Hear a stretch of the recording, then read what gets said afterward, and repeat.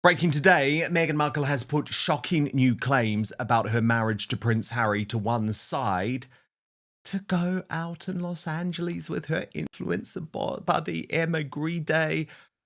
Oh God, this dinner was totally cringe, actually. I mean, People magazine reported on it breathlessly. Meghan Markle attends star-studded LA dinner, and guess what? She bought the wine. Problem is, there were no stars to drink it. Let's just be honest there. And the only moments that have gone viral, actually, are firstly when Emma Grede nearly hits Meghan in the face. She's not impressed. There are those of you that are raising a lot of money, are trying to raise a... And then you've got to look at Meghan's face when Emma Grede interrupts her in the middle of in the middle of her trying to talk. But there is a serious side to this. Nancy Sidley not happy at all about the fact that Emma Grede has become an ambassador for the King's Foundation, now hanging out with the enemy, writing, okay, King's Foundation must immediately strip Emma Grede from being an ambassador. This is outrageous. Emma cannot be trusted to do the work on behalf of the King for the good of the people of the UK and the Commonwealth. So, according to Taz, royal YouTube sensation with me now. Tash, I mean, I guess there's a quite serious point there about Emma Grede, right? I don't even know why the King's Foundation signed her in the first place. Like, as far as I'm concerned, she's a no-mark liability associated with the Kardashians. There's much bigger celebrities that want to be involved with the British royal family, from Taylor Swift to Lady Gaga. So I'd say sack her. Obviously, I would. But I'm more shocked by just the desperation at the moment of Meghan. It's like completely exhausting. And by the way, completely putting paid to any suggestion that she spends any real quality time with her children. I mean, we knew that she didn't. These are children that are effectively raised by the staff, but she's really proving the point, isn't she? It is very bizarre for a woman who has restyled herself as a mummy influencer for a start, but also to leave children at that age. If they were teenagers or even tweens, you could understand it a bit more, but this is such a crucial age in development. And she's not bothered at all about rushing back to them. You know, she leaves them weeks at a time, and she has done so since they were, since they were toddlers, since they were babies. And I do find it odd. With Nancy Sidley, yeah, she is not impressed at all with that. And I can understand it, but I think it makes almost Meghan look more of a hypocrite, because she's got a friend here that she's obviously using to raise her profile in America. And I agree with you. Emma's profile is more in America now. Yes, she came from London, but that's where her profile, her business, that's where people know her from Shark Tank and Skims with the Kardashians. So she's very much a US choice. And maybe that's why the King thought she'd be someone else that could represent the King's Trust more American side. But with Meghan being friends with her, if Meghan was treated so diabolically by the royal family, Meghan was treated with racism, they didn't care if she was suicidal, and then she's still choosing to be friends with Emma, because surely she'd be like, well, if you're a friend of mine, how dare you team up with the King? How dare you team up with the royal family after everything they put me through? But of course, Meghan has decided that she's no longer wielding that storyline all of the time, because she's trying to reinvent herself, and Harry's trying to make good with the royals, so she can't keep completely attacking them. But yes, I mean, the link between Meghan being friends with Emma and the King's Trust, my only thing that I can think of is perhaps Idris Elba put in a good word, because Idris Elba is also very close with the King, with the King's Trust, and he's been with Emma Grede on her podcast. They know each other. So maybe that's the connection. That's the connect. That makes a lot of sense. By the way, People is working so hard to really try and amp up this dinner, right? Star-studded. I mean, there wasn't a star in sight, okay? Like, I'm just going to be honest, and I know this isn't my world, but the dinner was held at a designer's house, Callie Wearstill. There was a meal, it sounds revolting, Tash, prepared by a plant-based chef called Camilla Marquez. The event was planned by Stephanie Horton and sponsored by Shop by Google. But I mean, I'm literally looking through all of this, and I just cannot see any stars whatsoever. Like, listen to the other guests. Rachel Zoe, former Yep. Netflix CMO Bazoma St. John, Russian tennis pro Maria Sharapova. Okay, I guess she was a household name many moons ago. Author and former US ambassador to the Commonwealth of the Bahamas, Nicole Avant. Fleur creative director and influencer Chriselle Lynn. Makeup artist and beauty founder Danessa Mirix. I mean, that's not usually, Tash, what People magazine would describe as star-studded, is it? Can you believe that more than half of you are watching this video but not subscribed? So please do me a huge favor. Click the subscribe button now. Turn on the notification bell so you'll be alerted to all of our brand new Holds her big dinner parties. You know, Yes. she's had collaborations with Loro Piana. She does these big, beautiful, very ostentatious, like stunning dinners that she has often outside, and she does have A-listers. There are a couple of people there that are on the same list. I think that's Ted Sarandos's wife, isn't it, Nicole? She looks like she's the one sat next to Meghan. But yeah, there is definitely links where it's the same connections of people, but it's almost like the cast-offs. I don't mean that to like Rachel Zoe. She's quite prominent in that, but it's almost like a Temu version of what Gwyneth Paltrow would do. And yeah, it's not hitting the mark the same. And Meghan, as we know, she would go to the opening of an envelope these days. She's back into her, let's spread myself as many places as I can at any given time. And then hopefully people will forget about my previous disasters. But Yeah, we're totally. never going to forget. Totally. Just do a lot. Lots of people, and again, Tash, it's not my world, but lots of people criticizing the look again and saying that she's trying to sort of ape Catherine in her suit, but not doing it very well because it's a bit crinkled. Did you agree? Yeah, there's elements there because Catherine wore a very similar coloured outfit. In fact, I think they're enough identical when they hosted, I think was it the Jordanian royal family recently?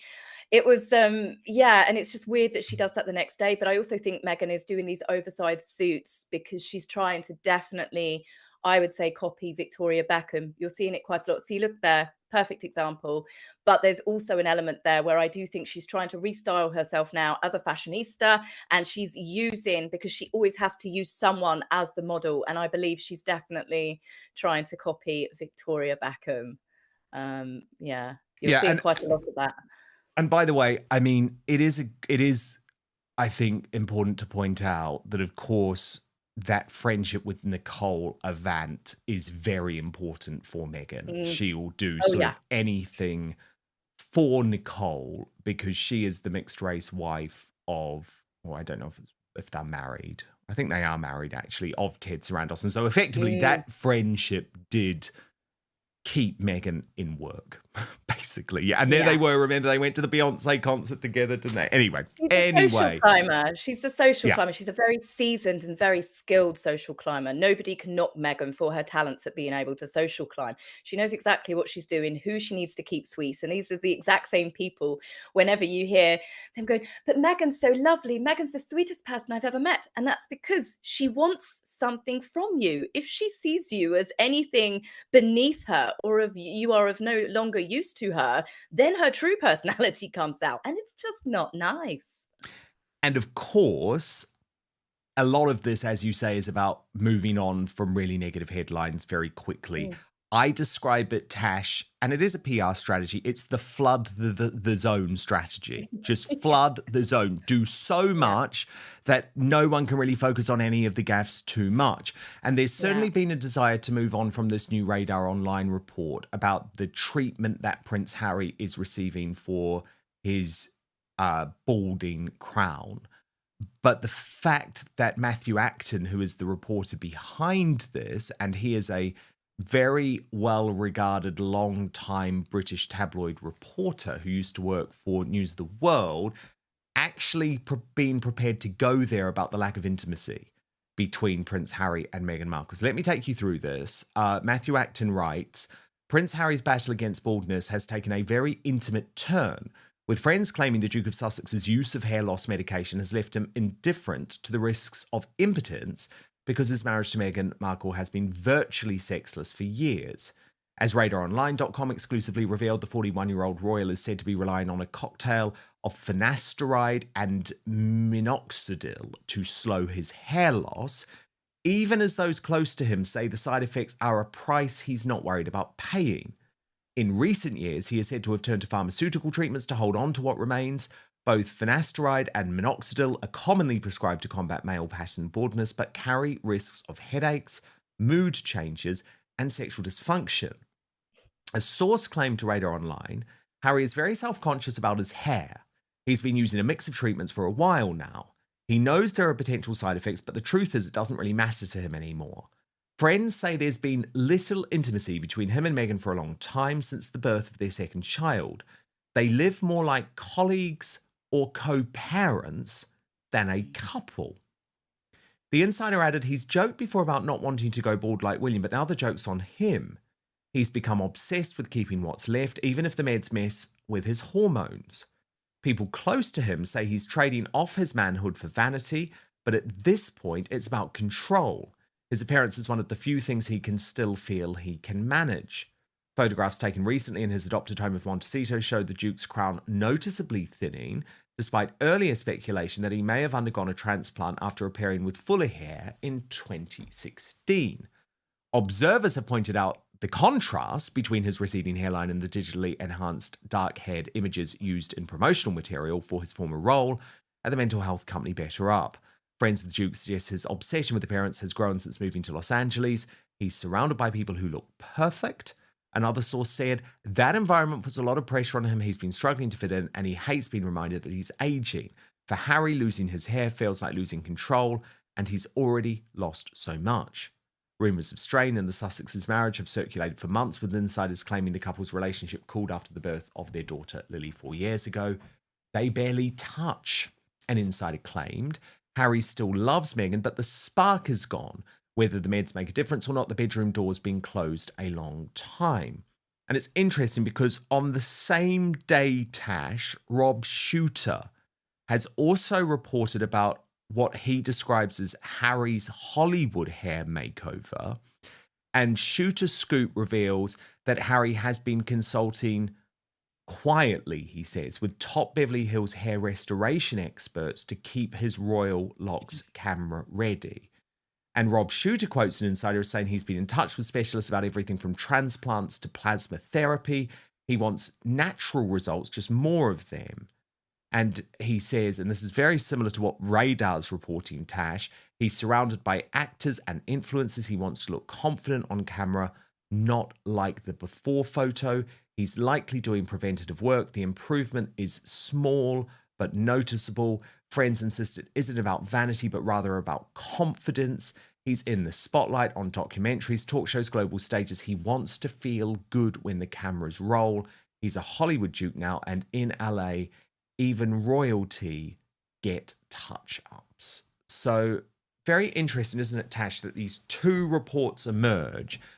Both of them are suggesting Harry is undergoing treatment for hair loss, but perhaps more intriguingly, both also claim that his confidence is at rock bottom. Of course, Radar Online go there and link it to the lack of, intimacy. Every day, we're not just consuming news, we're being conditioned by it. Headlines aren't written to inform, they're engineered to provoke outrage, shape loyalties, and drive clicks. What's sold as reporting is too often a carefully packaged narrative crafted to steer the way we see the world. It's not just the journalists. Behind them are corporate owners, political operatives, and algorithms deciding which stories dominate the conversation and which ones vanish without a trace. The result? A public that's divided, misled, and increasingly skeptical of what truth even means. But there is a way to break free from the spin. Ground News brings together headlines from over 50,000 sources across the globe. But what really makes it powerful is the transparency. You don't just see the stories, you see the political bias behind every source, the ownership ties, and the coverage breakdown across the spectrum. That's why over 1 million people have downloaded Ground News. Even the Nobel Peace Center praised it as an excellent way to stay informed, avoid echo chambers, and expand your worldview. And you can see for yourself at ground.news/outspoken. Now, my favourite feature is the blind spot feed. It shows you which stories are blowing up on one side of the aisle, but barely mentioned on the other. It's the clearest way to see media bias in action. So let's look at a recent story that the left is ignoring. Pennsylvania Senator John Fetterman accused Democrats they have forgotten why we lost in 2024, urging the party to avoid a government shutdown that would harm Americans. The right frames this as a rebuke of his own party, as Fetterman has broken with progressives on numerous issues, including on Israel, and in not referring to Trump as an autocrat. On the other side, the right is mostly ignoring that Canada's Prime Minister Mark Carney has paused a 2026 electric vehicle mandate and announced a new Buy Canadian policy as it adjusts to US tariffs. The left frames Carney's decision as a betrayal of climate initiatives while simultaneously applauding his focus on affordability.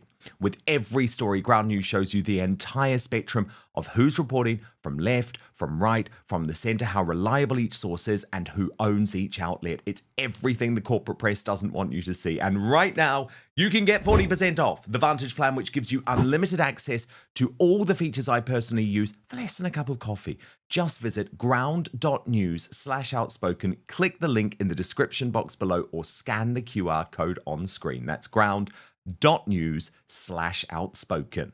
But now, back to the show. Yeah, that's something that I don't ever want to think about when we discuss Harry and Meghan. I don't need that sort of trauma personally. Don't need the trauma. I mean, it's obvious that Harry has really struggled. And if it was anybody else, I always think it's unfair just to be cruel about a woman's appearance as it is a man when it comes to male pattern baldness. It affects men, it affects their confidence. But Harry was so cruel and nasty about Prince William. I think, do you know what? Fair game. It's clearly obvious that he has had a lot of treatment. It does look like that he has tried hair transplants. You can see the way the hair has, it definitely looks like it's different sort of hair growing in different places. This, of course, is over the past like 5-6 years. And I can imagine living somewhere like California, you know, everything is just vanity. And yes, I mean, as I said, I don't really want to think about whether they're using Viagra in the bedroom or anything, you know, that's a bit out of my scope. But it's clearly obvious that Harry is desperate to hang on to his hair. It's clearly obvious that he also, whenever we see photo shoots, it's People magazine when he gave his side of the story, Time 100, that was hysterical. The front of Time 100, if you remember that. Meghan, they were posing like a young Harry and Diana when he was perched on Diana's shoulder, which was creepy. But Meghan had so much hair. She looked like she had a Diana Ross wig on. And Harry just had this great big ginger thatch. It looked like a Brillo pad that you'd use for washing up. So it's clearly obvious that he's very, very sensitive about it. But yeah, he's definitely chasing after the hair follicles, I believe. So I you know, it's funny that that's something that they report about with all of the things that are going on with Harry and the disaster that is his charitable endeavors. But yes, it's clearly obvious that Harry is desperate to try and stick some of that back on, and I don't think he's going to win that battle somehow. No, indeed. Tash, there's a lot of fallout too from Meghan's on-stage appearance in Washington, D.C. at the Fortune event. And there was a lot to go on. And Revealing the Narc really picked up on, as did you, this answer where she admitted she does want to be independent from Prince Harry. And Revealing the Narc wrote, Meghan looks like a deer in headlights when asked about financial freedom. This is what happened. And I know financial independence has always been important to you, and you've said that it's the most empowering thing. I agree. And I think all the women in this room who are incredibly hardworking, every job is hard, but these career women also would agree. How do you think about that? Because you had a whole career, very successful before you got married. You're having a whole other career now. What's the importance of financial independence to you? Well, financial independence is what gives you the freedom of choice. And I think in this day and age, we all need to be able to have our autonomy. That is a huge element of that. Financial literacy, for that reason, is something that I spend a lot of time on, specifically for young girls and their empowerment. And I think as women, especially in a room like this, we can all probably agree that as women, when we're supporting each other for all of these elements that might not necessarily be the ones that people want to hear us talk about, there's nothing taboo. Doesn't need to be anything taboo taboo about talking about our financial independence or our independence overall. And as women, when we support each other, we are not simply supporting each other's lives, we're supporting each other's legacies. And that's the piece that's so powerful. When I'm supporting or investing in another female founder, I am investing in what she is going to do for the culture, for her business, the legacy she's going to leave, how that brand, if it's a CPG brand, is going to show up in people's homes. So it is all fundamentally important, and I don't think it's a conversation we should shy away from. I think it's one that we should really embrace together. Thank you, Meghan, Duchess of Sussex. Thanks, Such an honor to have you with us today. Thanks for having me. Thanks, everybody. Have a great time. She did not want to leave that stage. But look, Tash, as you pointed out, Meghan said we're supporting each other's legacies. This is the same woman that tried to destroy Queen Elizabeth's legacy by lying on Oprah and Netflix. They lied about the Queen's speech and tried to paint the Queen's Commonwealth as the Empire 2.0. She's tried to destroy Catherine by allowing her to be called a royal racist who was cruel about her unborn child.